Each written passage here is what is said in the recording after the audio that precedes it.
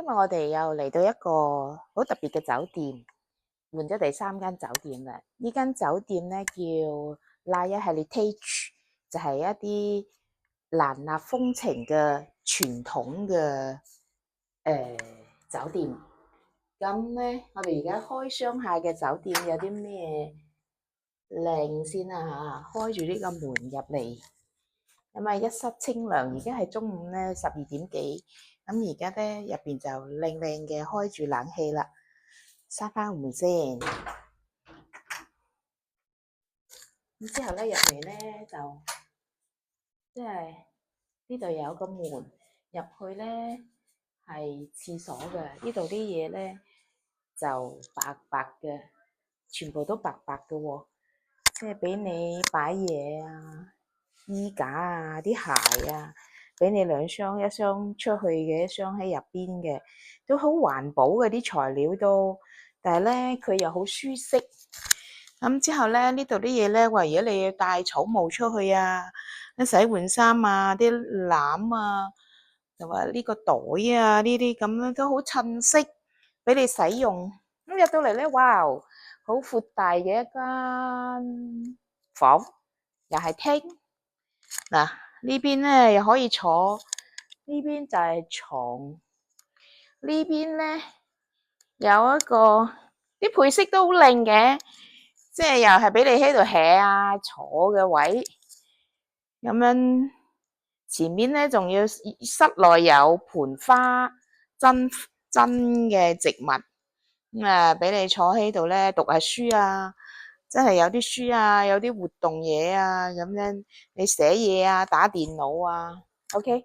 咁呢度嘅寫落有 welcome 水果、香蕉、有花，仲要寫 Mr. Oliver 嘅歡迎卡，咁樣有張好舒服嘅凳，應該都可以坐喺度咧讀書。OK，咁出邊咧有個好大嘅露台。開出嚟，好大嘅露台。嘅露台咧，出邊係望到嘅泳池。假設如果我哋住樓下咧，係每間房咧度都有一個泳池仔嘅。咁我哋揀樓上就係一個好大嘅露台。咁又喺度 hea，哇！整到嗰啲凳，咁啊開住風扇油油嘅。咁啊有好多綠植幫你設計咗個陽台咯喎。哇！掛起放起一塊鏡，啲顏色配搭得好有設計感。咁啊出邊咧就用好啲好環保嘅材料做嘅熊啊，啲遮啊，出邊係一條河，不過啲水咧，泰國啲河咧就黃黃嘅水。咁呢度咧又有啲綠植，一個係一個舊屋咁樣嘅，佢即係遺產傳統式嘅蘭納風情。咁呢度打開，佢係有一個，佢哋話佢自己有個咖啡園，係佢哋可以種啲咖啡，即係嗰啲有啲農場主，咁佢哋有自己嘅品牌嘅咖啡，咁我哋可以陣間試，佢哋俾我哋自己泡你呢啲即係滴流咖啡，咁呢杯呢啲都係嗰啲自己做嘅陶瓷吓，好有個性喎。咁樣就係佢話咧，可以自己泡咖啡喺度。咁呢，佢哋自己嘅品牌話呢個咖啡，頭先個妹仔咧，嗰個靚妹仔話俾我聽，呢個係佢哋咖啡園嘅呢個咖啡，即係佢強烈推薦我沖嚟飲下。咁唯有興趣咧，可以聽日跟佢哋一個團咧，半日嘅團走去咖啡園嗰度咧，睇下蘭花啊，睇下佢哋咖啡園，再去磨下咖啡，自己泡下咖啡咁樣。咁樣咧，我哋睇完出邊嘅，其實仲有一個有啲驚喜嘅廁所嘅喺另一邊啊。頭先佢帶我睇嘅時候，帶我睇間房嘅時候，咁我都覺得唔錯喎，呢個廁所好特別，又好舒服。廁所咧就喺個咁大大嘅廳個露台喺前邊，呢度後邊係廁所。咁廁所入嚟咧就好靚嘅，有花個顏色又係我中意嘅。哇，好大塊鏡，大塊鏡咧係裝飾鏡，有個浴缸，啲毛巾疊得好整齊，之後又可以坐喺度。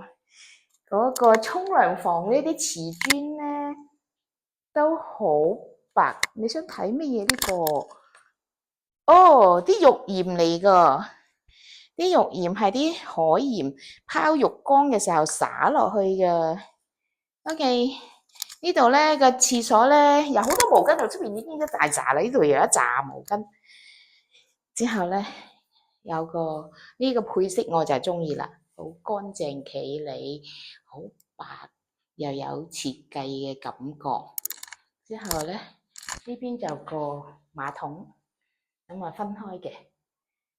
咁聽講佢哋嗰啲沖涼嘅嘢、洗手嘅嘢，全部都香茅味，係好舒服嘅味，啲香草味啊，啲香茅嘅味，好好聞嘅。咁咧喺嗰邊入嚟已經喺個房床嗰邊入嚟咧已經有門嘅啦。咁呢度咧佢又搞個門咧，仲可以出翻嚟呢個出街嘅呢個走廊嗰度嘅廁所，呢個洗浴間或者係享受間，仲可以喺度出翻嚟又翻嚟嘅主體個房嗰度。咁呢個 room tour 咧就講完啦。